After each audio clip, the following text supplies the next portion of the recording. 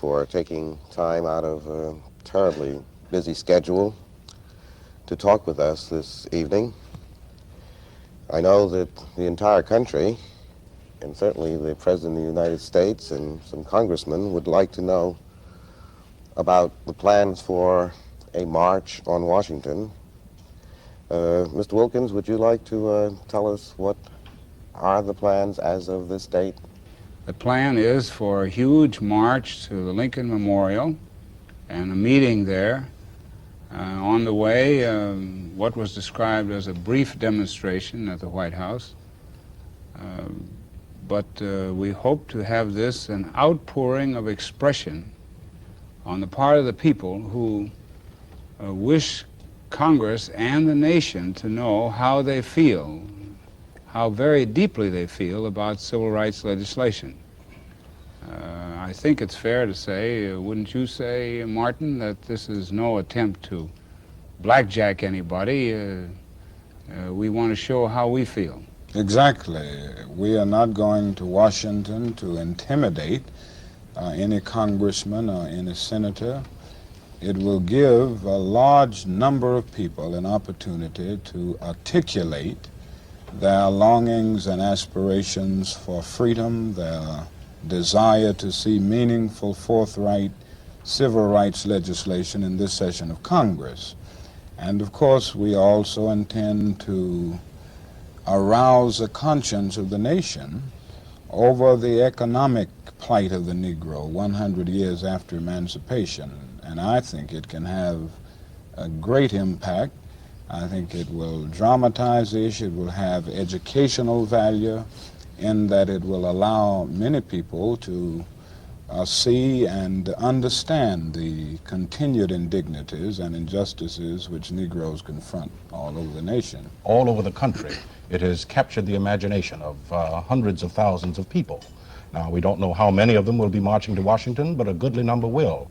They feel keenly about this, and they want the seat of government. They want the American conscience to know how they feel. You're aware that the President has cautioned that he would just as soon have the march postponed or not occur. We see this as an all-inclusive demonstration of our belief in the President's program, and since it has been declared to be an orderly demonstration with a rally, at which time I hope to be one of the people who will speak in the interest of the Urban League toward preparing people for the new opportunities. At this level, we will be cooperating.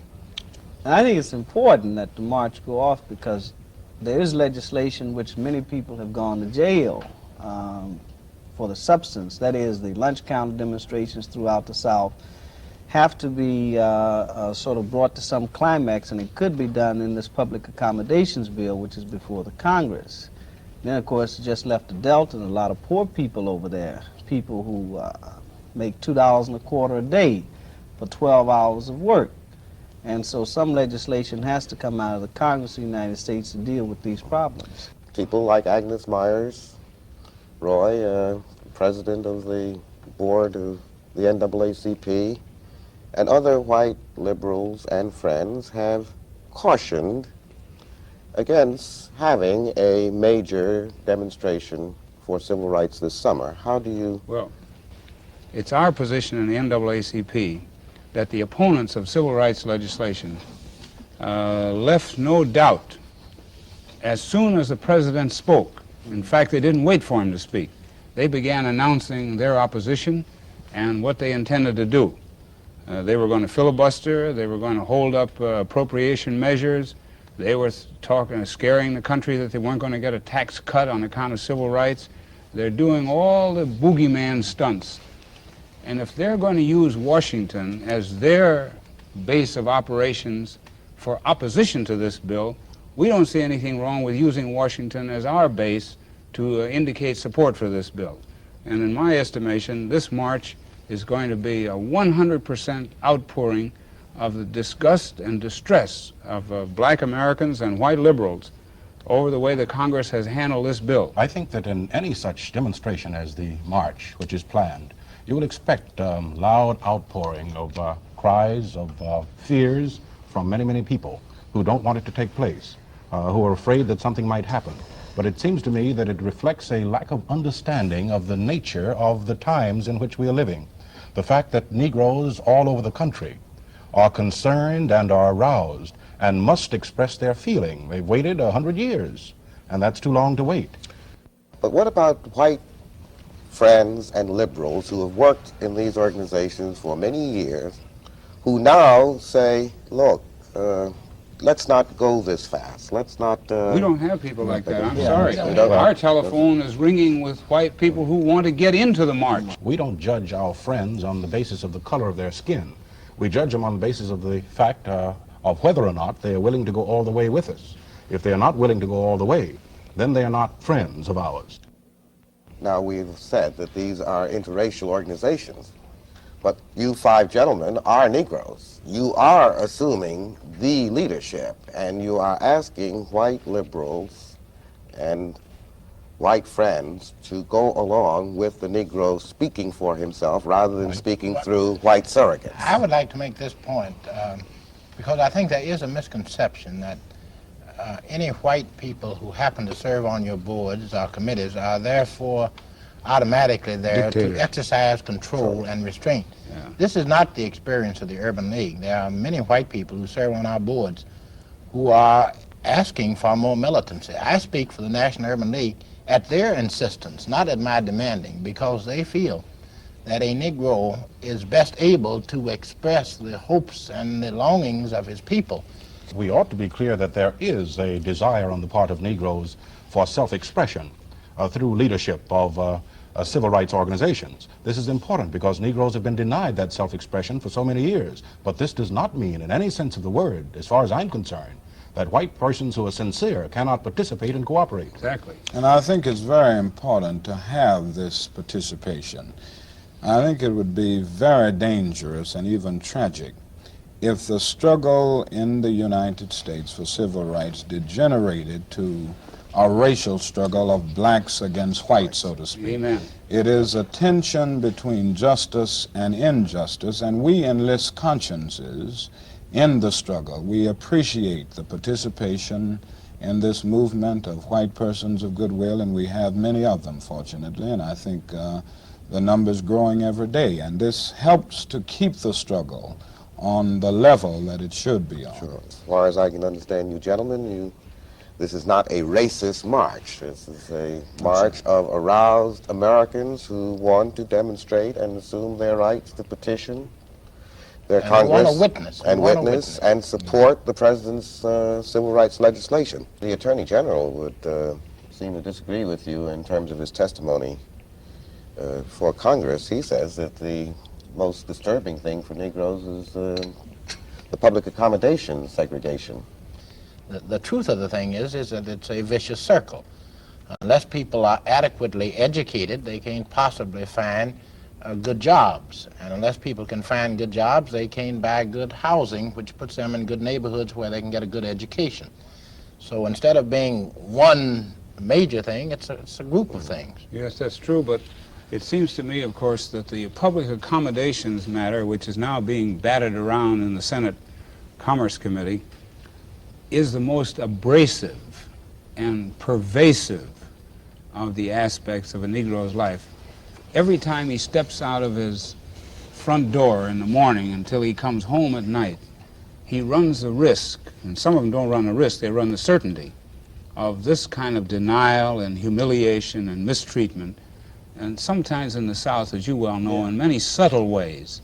You walk into a store and you're ahead of you're the next one to be waited on, but three white people come up and they get waited on first. This is a matter, Negroes meet this. In many places they would have to ride on the back of the bus. And they do want a Coca-Cola and can't get it. Now these seem small things, but then I think the Attorney General was talking about the things that rub people the wrong way and make them say, oh, let's get rid of it, you know. And, you know, there are other areas of life which are very subtle, but which are not even being covered in the bill. And then there's some pronounced ways. I'm just thinking of the fact that you drive through the South. In some states, you can't even stop at the restrooms, and this is humiliating to women, you know, and it's very... And of course, uncomfortable. Well, it's very uncomfortable, but it's one of these little daily things. But I think that there are two areas that should be covered, you know, and that's the question of the voting bill. I don't see why we can't have universal suffrage for all Negroes. I mean, I really don't see why it has to be just a 6th grade educational level, because that's a device, and I think we were talking beforehand about how many people would be covered. The Nonviolent Coordinating Committee is putting a great deal of its effort on voting, isn't it? Yeah, well, we have a great program down, I think, in the Delta of Mississippi, but Roy might want to amplify on just how many people would be covered by a 6th grade education. Well, the literacy test bill, Yes. you know, we agreed, well, we estimated, we couldn't, that not more than 100,000 Negroes would be added to the rolls under the literacy test. This is, Martin, you remarked on the number of people who didn't have a 6th grade education in one state, for 58%, I think it was, in Louisiana. We testified before the House and suggested universal suffrage. I mean, there's just no reason why a person is not 21, he can't vote. He can go into the Army whether he can read or write. So why shouldn't he be able to vote? And this is no sign that the person isn't intelligent, that the person doesn't have some basic intelligence, but because of discrimination and other conditions, many of these people haven't had an opportunity to get an education, and I think they should have the right to vote, and this is very basic. No president has recommended a bill of this scope before, regardless of how we who suffer may feel its limitations, and I think we ought to work with that. Dangerous, as Jim has said, Jim Farmer has said, to pick out priorities, and because the opposition will start concentrating on your target. They say, well, what do you think is the number one? And this is, we have to avoid. Roy, you made the point that no president in certainly my lifetime has made this kind of civil rights recommendation to Congress. Why do you think President Kennedy did this? He did it because a crisis was created that demanded the attention of the nation on the highest level. Just like, well, a dust bowl is something beyond the state and beyond the region and demands federal action. A great disaster like Texas City demands national action. A great flood demands national action. And here we have a crisis in human rights brought about by one of the, in great part, by all of us, of course, but triggered by a man who sits around this table. And I think there's no doubt that Birmingham dramatized and brought into focus what Martin Luther King and his associates did in Birmingham, made the nation realize that at last the crisis had arrived. It's necessary, it seems to me, and I just like to throw this out, to keep a considerable amount of pressure on. I mean, that is, a Negro does not, say in Mississippi, for instance, he has no constitutional means, that is, Eastland does not represent him, to achieve some solution, and this has to come from the government, or either he simply has to demonstrate. In other words, segregation may be like a piece of old iron, you put it in the fire to heat it up. And that so that people outside of Mississippi have to become conscious of what is going on there. For instance, there are 45 people in jail right now whose trials were held today for simply being at a voter registration meeting, and someone threw a smoke bomb in the church, and they marched down to the Justice of the Peace office to protest, or rather to the deputy sheriff, and they were arrested for disturbing the peace. And these are old ladies, some of them 75 years old, but yet they want to stay in jail. The people that have the vote don't realize how much they could do by writing a letter. That's right. A congressman said to me, I have 8 letters on civil rights. 8 from his district. 8. And 5 of those were from white people. Now, you don't have to write a polemic. You just have to write a postcard saying, please vote for the Civil Rights Bill. In traveling around the country, however, I hear many people make utterances which seem to indicate that they think the millennium will have arrived. after we get civil rights legislation. That is not the case. Nothing could be farther from the truth. Even if we get the entire package that the President asked, plus various of the other good bills that are pending before Congress, a good legislation does not automatically enforce itself. We then have a problem of seeing to it that it is enforced in town after town, city after city, and only the will of the people will bring about the enforcement. I would like to say that I have faith that the American people today are sufficiently convinced of the determination of Negroes to be truly free and the rightness of that aspiration, that I will be terribly disappointed if there is not a tremendous amount of support from all people for this legislation. But I would agree with Jim Farmer that this will just be, to me, the beginning. It's sometimes a lot easier to get people to walk a picket line than to walk to the library, or to get people to participate, parents to demonstrate, than it is to go to PTA meetings. One of the heartening things about this aroused conscience that Martin spoke of a moment ago is the unprecedented activity of the organized faiths, the organized religious faiths. I think we're going places on this, but I'd like to put in a little sour note here.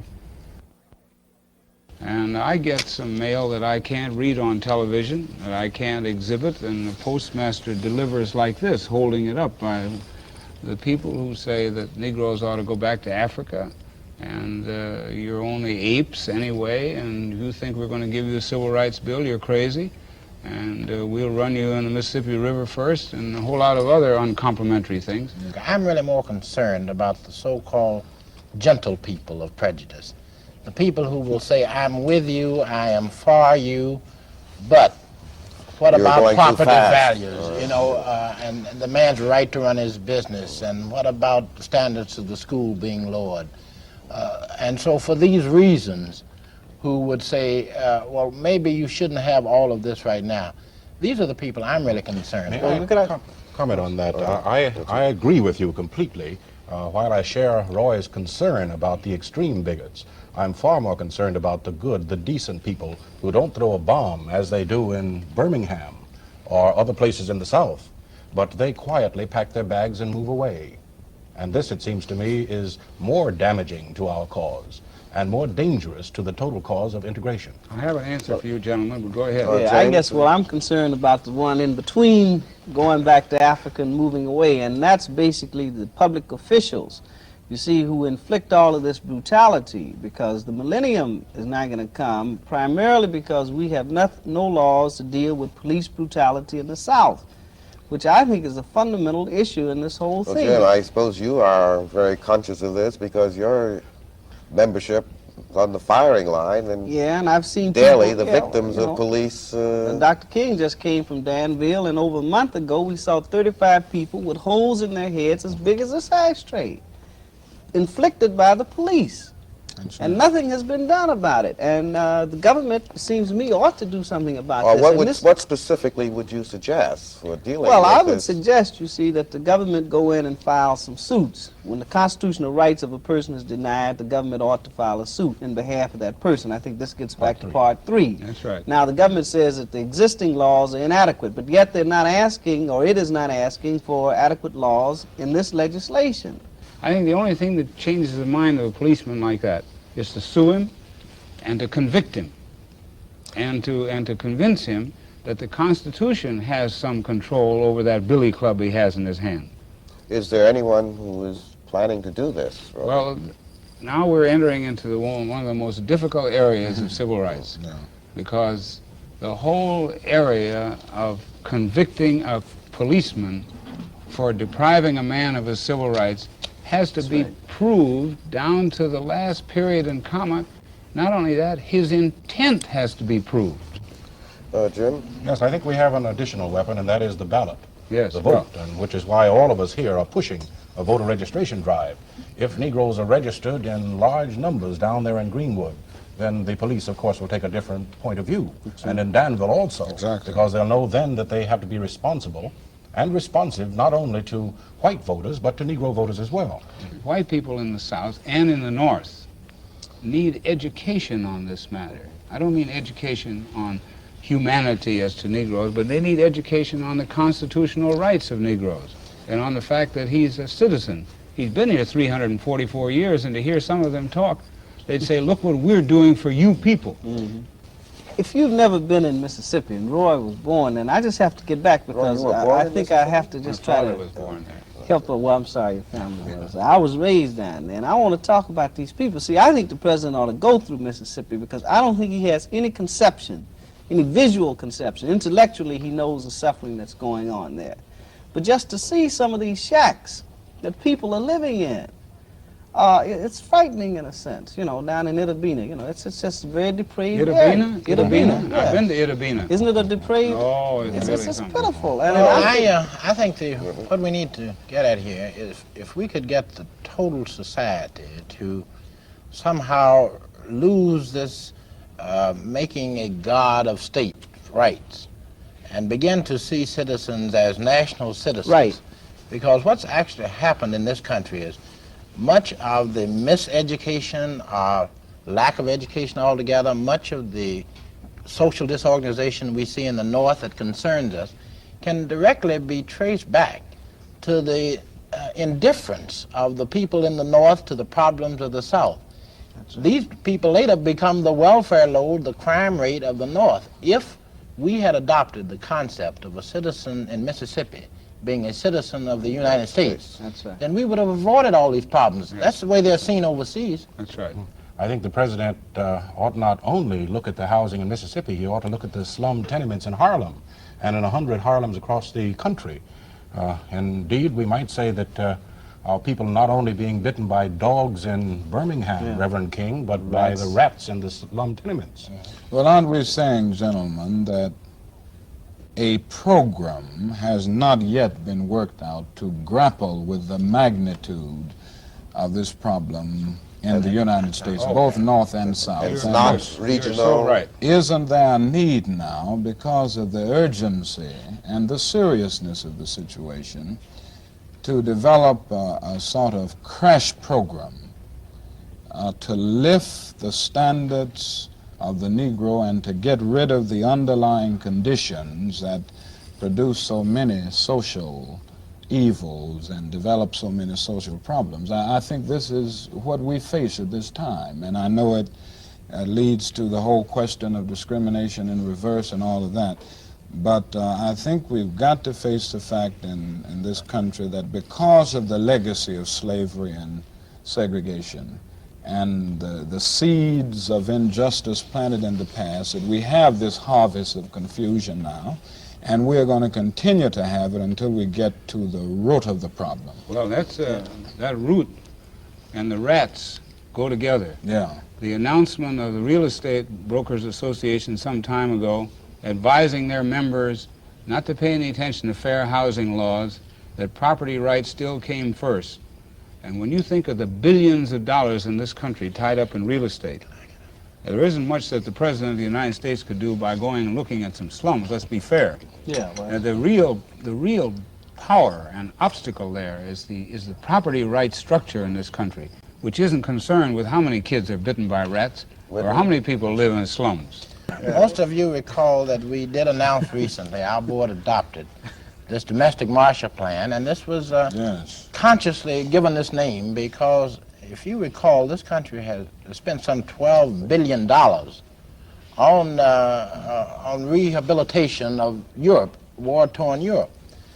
In a 4-year period, we have spent millions on refugees from Cuba and from Hungary. We spent all kinds of money giving free education to veterans after the war and making it possible for them to buy homes. I think the time has come for us to honestly face up to the fact that this tremendous gap due to historical deprivation that the Negro has suffered will not be closed not quickly enough unless we consciously and deliberately establish programs that call not just for equal schools, but better schools and better teachers and provisions for housing and conscious recruiting at the level of employment. This has to be done in order to get rid of what I see too much of, and that is the feeling of despair and hopelessness. I think that Negroes have had special treatment in this country for 350 years. Special treatment of a negative sort. That's right. Now what Whitney and the rest of us are asking for is some special treatment of And a a positive positive, sort yeah. to wipe out that gap. Are you united in this, or is there any... Well, I want to be Well, yes, understood we on are. it. But I'm not asking people to hire people who aren't qualified. And we're But not you're asking asking- them to skip over white people or to deny white people their chance, but we're saying that just giving the Negro an equal break not enough. is not enough. I wonder, Across the gentlemen, if board. you're in asking for this special break, you're not asking for a special break for the nation rather than just for the Negro. Oh, it indeed. will be. Very Look, definitely. if this country doesn't, if this doesn't, they don't solve the human rights problem of the Negro, Right. The manpower problem. this is- country morally is sunk. Not only Absolutely. Well, what about Not only morally. practical manpower, Well, resources? they've been suffering from manpower all along, and I anticipate what Jim's going to say. Not only morally sunk, but they'll be sunk. they'll be sunk economically You too. see. Economically, politically, and morally. The President's Council of Economic Advisors said some months ago that discrimination in jobs against Negroes costs the country something like $13 billion a year. If you gentlemen are correct that it cannot survive without instituting justice, Well, it can't. is it possible that the society will choose not to survive rather than to... Not consciously. Not conscious. Not consciously. Well, No, I seem to sense that increasingly more people are beginning to see integration as an opportunity and not just a problem. The fact are that we these place- only articulate people, though? Are these No, only I- the people to whom you talk? there What are about the some masses of American whites? Could it be that they are so conditioned to hate Negroes No. that they would rather see the society go under rather than to provide... well, It's I not don't- the I don't masses. think The it politicians is. might articulate No, this. the average white person in this country doesn't want to see his country go under rather than give a fair deal to the Negro. He believes in a fair deal, but he also wants to protect Well, himself and his job, and I don't blame him. I have read a number of writers on this, and the most eloquent of the writers seem to me to be Mr. Baldwin. And if I read underneath his lines, there seems to be a deep sense that maybe the American white man is not prepared for survival and justice. But as I listen to you gentlemen talk, you do seem much more optimistic than this, Jim. Well, Kenneth, I would not go so far as to say that the American white man is prepared not to survive in order to avoid giving Negroes equal rights. But I will say that I would not be prepared at the moment to put our cause to a general referendum in this country. No. I don't think we'd win it. I don't think civil rights we'd are win it. negotiable. I think I could almost predict what the figure would be. Of course. 2-1 against you. I'm sure it would be. Well, isn't it true that we're grappling with a problem that constantly emerges in history, that you have a few people who are crusaders in the right direction. You always have a few people who are crusaders in the wrong direction. And the vast majority are out there in the middle somewhere, with a great deal of apathy and complacency. And I think we have this in our country today. The vast majority of people are not active integrationists or active segregationists. They are passive adherents to the status quo. But and they I have think been the socialized job, in oh a yes, society that in which racism is dominant. I agree, and I think the job here is for the creative minority to work on this large group, because I think these people are pliable to the legitimate and just demands of the Negro. And I do not choose to follow the path of despair, because I think that there is a way out, even though we do have to face the problems that have developed and the conditioning that has developed as a result of this problem existing a long time.